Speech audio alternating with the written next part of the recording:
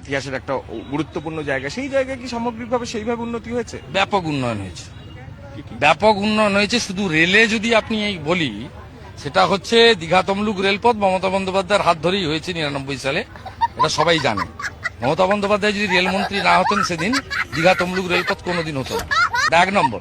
তমলুকের রাজগোদা থেকে হলদিয়া double rail line আমাদের সময় হচ্ছে। নন্দীগ্রামে তো রেলওয়ে প্রজেক্ট 45 বছরের মধ্যে সবচেয়ে বেশি বেকারত্ব যদি কেউ সৃষ্টি করে থাকেন, তার নাম হচ্ছে নরেন্দ্র মোদী। আমি প্রশ্ন করব, কালো টাকা ফেরত এসেছে কিনা? বছরে 2 কোটি চাকরি দেওয়ার কথা বলেছিলেন। বিজেপি হুঁশিয়ার, ভাগ বিজেপি ভাগ। 2019 বিজেপি ফিনিশ। জয় হিন্দ, বন্দে মাতরম। তৃণমূল কংগ্রেস জিন্দাবাদ, জননেত্রী মমতা ব্যানার্জি জিন্দাবাদ। নমস্কার, খোদা হাফিজ। নমস্কার, খোদা হাফিজ। নমস্কার, খোদা হাফিজ। নামে আনুন বিজেপিকে, সবাই মিলে আনুন।